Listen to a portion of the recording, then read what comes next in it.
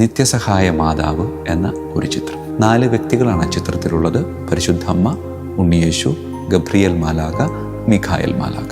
ഈശോ ഇങ്ങനെ കാൽപാദത്തിൽ നിന്ന് ചെരുപ്പ് ഏതാണ്ട് അഴിഞ്ഞ രീതിയിൽ നെഞ്ചോട് ചേർന്ന് പേടിച്ച് ഭയന്ന് നിൽക്കുന്ന ഒരു ഭാവം. പരിശുദ്ധ അമ്മ ഈശോയെ ഇങ്ങനെ നെഞ്ചോട് ചേർത്ത് പിടിച്ചിട്ടുണ്ട്. എല്ലാവരും പരിശുദ്ധ അമ്മയിലേക്ക് നോക്കുമ്പോൾ അമ്മ പറയുന്നു, എന്നിലേക്കല്ല നോക്കേണ്ടത്, എന്നിലേക്കല്ല നിന്റെ ശ്രദ്ധ തിരിയേണ്ടത്, മറിച്ച് എൻ്റെ മകനായ ഈശോയിലേക്കാണ്.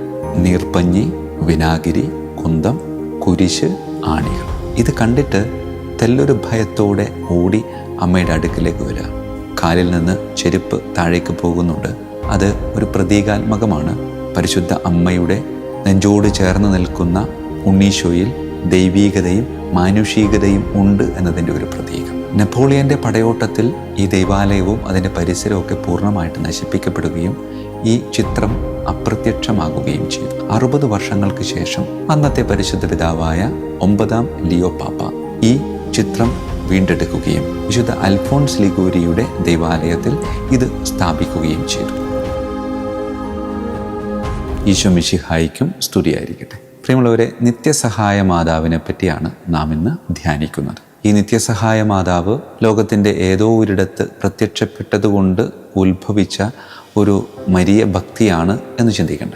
മറിച്ച് ഇതിൻ്റെ ഉത്ഭവം 15-ാം നൂറ്റാണ്ടിൻ്റെ ആരംഭത്തിൽ ഗ്രീസിലെ ക്രീറ്റ് എന്ന സ്ഥലത്ത് ഒരു ചിത്രകാരൻ നിർമ്മിച്ച ബൈസന്റൈൻ ശൈലിയിലുള്ള ഒരു ഐക്കണാണ്. ഈ ബൈസന്റൈൻ ശൈലിയിലുള്ള ഐക്കണിൻ്റെ പ്രത്യേകത എന്ന് പറയുന്നത് എഴുത്തും വായനയും അറിയാത്തവരിലേക്ക് ചില കാര്യങ്ങൾ കലാകാരൻ വളരെ തന്മയത്വത്തോടുകൂടി അവതരിപ്പിക്കുന്ന ഒരു ശൈലിയാണ്. അങ്ങനെ ഈ ഒരു ശൈലിയിൽ നിർമ്മിക്കപ്പെട്ട ഒരു ഐക്കണാണ് പരിശുദ്ധ അമ്മയുടെ നിത്യസഹായ മാതാവ് എന്ന ഒരു ചിത്രം. ഈ ചിത്രം 15-ാം നൂറ്റാണ്ടിൻ്റെ ആരംഭത്തിൽ നിർമ്മിക്കപ്പെട്ട് ഇത് റോമിലേക്ക് കൊണ്ടുവരികയും 15-ാം നൂറ്റാണ്ടിൻ്റെ അവസാനത്തിൽ 1499 ഇത് മേരി മേജർ ബസലിക്കായുടെയും വിശുദ്ധ ജോൺ ലാറ്ററിൻ ബസലിക്കായുടെയും ഇടയിലുള്ള വിശുദ്ധ മത്തായി ശ്ലീഹായുടെ നാമധേയത്തിലുള്ള ഒരു ദൈവാലയത്തിൽ സ്ഥാപിക്കപ്പെടുകയും ചെയ്തു. ഒരുപാട് ആളുകൾ ഈ ചിത്രത്തിലേക്ക് ആകൃഷ്ടരാകുകയും അമ്മയോടുള്ള ഭക്തിയും അമ്മ നിത്യ സഹായകയായി ഞങ്ങളുടെ കൂടെ എന്നും ഉണ്ടാകും എന്നൊരു വലിയ വിശ്വാസം അവിടെ രൂപപ്പെടുകയും ചെയ്തു. അങ്ങനെ ഭക്തി ഇങ്ങനെ തുടർന്നു കൊണ്ട് പോകുമ്പോൾ യുദ്ധങ്ങളും കലാപങ്ങളും ഉണ്ടാവുകയും നെപ്പോളിയൻ്റെ പടയോട്ടത്തിൽ ഈ ദൈവാലയവും അതിൻ്റെ പരിസരവും ഒക്കെ പൂർണ്ണമായിട്ട് നശിപ്പിക്കപ്പെടുകയും ഈ ചിത്രം അപ്രത്യക്ഷമാകുകയും ചെയ്തു. പക്ഷേ തൻ്റെ അമ്മയെപ്പറ്റി എന്നും ചിന്തിച്ചുകൊണ്ടിരിക്കും എന്നതിൻ്റെ ഒരു ബാക്കിപത്രമായിരുന്നു 60 വർഷങ്ങൾക്ക് ശേഷം 1866 അന്നത്തെ പരിശുദ്ധ പിതാവായ 9-ാം ലിയോ പാപ്പ ഈ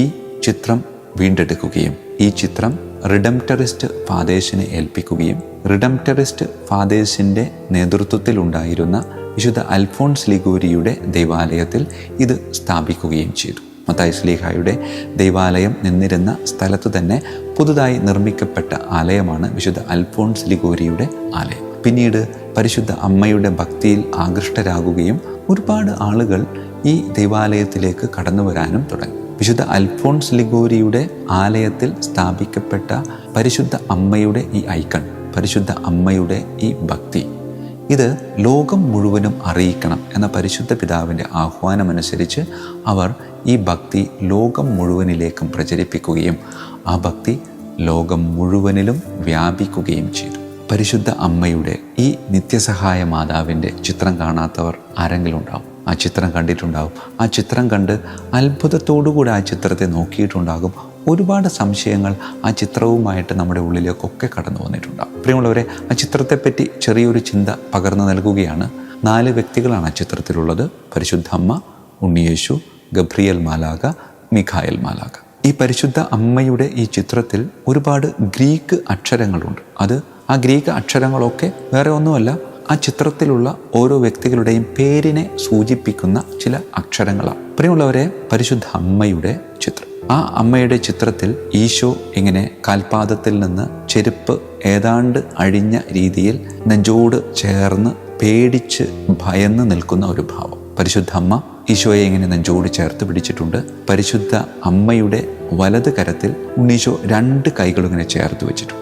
2 കൈകളും ഇങ്ങനെ ചേർത്ത് പിടിക്കുമ്പോഴും പരിശുദ്ധ അമ്മ തൻ്റെ കൈ കൊണ്ട് ഉണ്ണീശോയുടെ കരം ചേർത്ത് ഇങ്ങനെ പിടിച്ചിട്ടില്ല, മറിച്ച് കൈ ഇങ്ങനെ നിവൃത്തിയാണ് വെച്ചിരിക്കുന്നത്. നിവർത്തി വെച്ചുകൊണ്ട് കാണിക്കുന്ന ഒരു ഭാവം എന്ന് പറയുന്നത്, എല്ലാവരും പരിശുദ്ധ അമ്മയിലേക്ക് നോക്കുമ്പോൾ അമ്മ പറയുന്നു, എന്നിലേക്കല്ല നോക്കേണ്ടത്, എന്നിലേക്കല്ല നിന്റെ ശ്രദ്ധ തിരിയേണ്ടത്, മറിച്ച് എൻ്റെ മകനായ ഈശോയിലേക്കാണ്. ഞാൻ സഹരക്ഷക മാത്രമാണ്. അതുകൊണ്ടാണ് പരിശുദ്ധ അമ്മയുടെ ശിരോവസ്ത്രത്തിൽ 2 നക്ഷത്രങ്ങളുണ്ട്.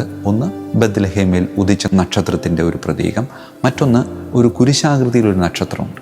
ഞാൻ എൻ്റെ മകനായ ഉണ്ണീശോയോടുകൂടെ സഹരക്ഷകയായി നിങ്ങളുടെ കൂടെ ഉണ്ടാകും. ഞാൻ സഹരക്ഷക മാത്രമാണ് എന്നൊരു ഓർമ്മപ്പെടുത്തൽ. പ്രിയമുള്ളവരെ, ഇരുവശങ്ങളിലുമുള്ള ഗബ്രിയേൽ മാലാഖയും മിഖായേൽ മാലാഖയും അവരുടെ കൈകളിലുള്ള പീഡാസഹനത്തെ സൂചിപ്പിക്കുന്ന ചില കാര്യങ്ങളുണ്ട്. നീർപ്പഞ്ഞി, വിനാഗിരി, കുന്തം, കുരിശ്, ആണികൾ. ഇത് കണ്ടിട്ട് തെല്ലൊരു ഭയത്തോടെ ഓടി അമ്മയുടെ അടുക്കിലേക്ക് വരിക. കാലിൽ നിന്ന് ചെരുപ്പ് താഴേക്ക് പോകുന്നുണ്ട്. അത് ഒരു പ്രതീകാത്മകമാണ്. പരിശുദ്ധ അമ്മയുടെ നെഞ്ചോട് ചേർന്ന് നിൽക്കുന്ന ഉണ്ണീശോയിൽ ദൈവീകതയും മാനുഷികതയും ഉണ്ട് എന്നതിൻ്റെ ഒരു പ്രതീകം. പ്രിയമുള്ളവരെ, ഒരുപാട് അർത്ഥങ്ങളും ഒരുപാട് പ്രതീകങ്ങളും ഒരുപാട് പ്രതീക്ഷകളൊക്കെ നിറഞ്ഞു നിൽക്കുന്ന ഈ ഒരു ചിത്രത്തിലേക്ക് നോക്കുമ്പോൾ സംശയങ്ങളും ആശ്ചര്യങ്ങളും ഒക്കെ ഒരുപാടുണ്ടാകുമെങ്കിലും ഒക്കെ മറന്നു കളയുക ഒറ്റ കാര്യം മാത്രം: ഇതാ എൻ്റെ മകൻ നിങ്ങളെ രക്ഷിക്കാൻ വേണ്ടി എന്നും നിങ്ങളുടെ കൂടെ ഉണ്ടാകും. ആ രക്ഷയിൽ സഹായിക്കാൻ സഹരക്ഷകയായി ഞാനും നിങ്ങൾക്ക് മുമ്പിലുണ്ട്. പ്രിയമുള്ളവരെ, അമ്മയുടെ ആ ആഹ്വാനം നെഞ്ചോട് ചേർത്ത് വയ്ക്കാം. പ്രാർത്ഥിക്കാൻ നമുക്ക്. കണ്ണുകളടച്ച് കരങ്ങൾ കൂപ്പി, കാരുണ്യവാനായ കർത്താവെ, ഭയാശങ്കകളിലൂടെ കടന്നു പോകുമ്പോൾ ആ ഭയാശങ്കകളിൽ തട്ടി താഴേക്ക് വീഴാതെ ആ ഭയാശങ്കകളെ നിൻ്റെ പ്രത്യേകമായ കൃപയാൽ തരണം ചെയ്ത് സ്വർഗോന്മുഖമായി ജീവിക്കാൻ ഞങ്ങളെ അനുഗ്രഹിക്കണമേ.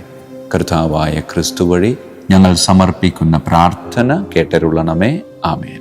ഈശോ മിശിഹായിക്കും സ്തുതിയായിരിക്കും.